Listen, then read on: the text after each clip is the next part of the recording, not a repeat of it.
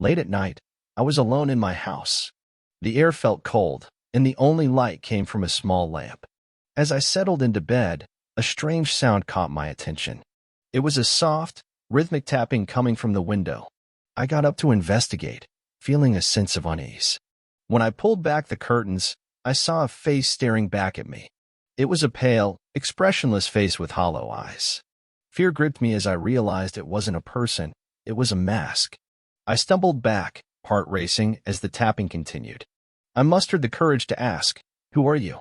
The masked figure didn't respond but raised a gloved hand, holding a single, blood-red rose. The silence stretched, and a chill ran down my spine. Unable to bear the eerie encounter, I closed the curtains and retreated to my room. The tapping persisted, now against the bedroom window. I felt a cold breeze, and the room seemed to darken. I whispered, "Go away," but the tapping only grew louder. I mustered the courage to look again, and the masked figure was now inside the room. Panic set in as I realized there was no way someone could enter without making a sound.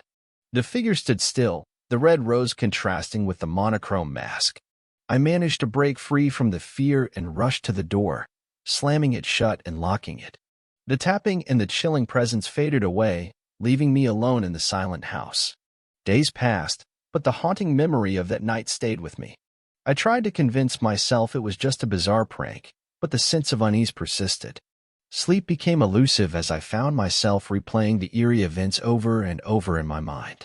One evening, as darkness settled in, I heard a familiar tapping at the window. A shiver ran down my spine as I cautiously approached. The figure was back, still wearing that emotionless mask. This time, it held not one, but a dozen blood-red roses. Fear gripped me, but a strange curiosity compelled me to open the window.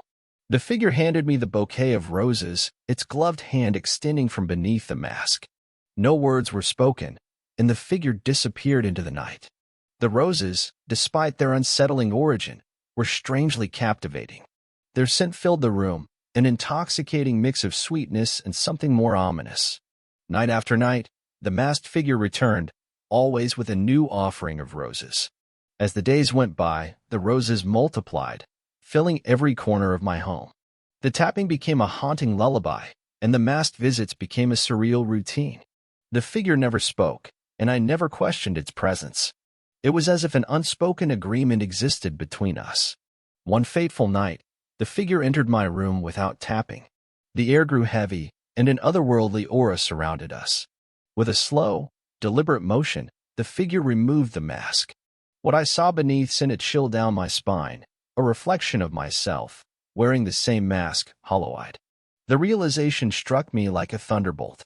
The roses, the tapping, the masked figure, it was all a manifestation of my own fears and anxieties. The masked figure and I were one and the same, trapped in a cycle of haunting self-confrontation. As the mask slipped back on, the figure faded away, leaving me alone with the realization that the true horror had come from within.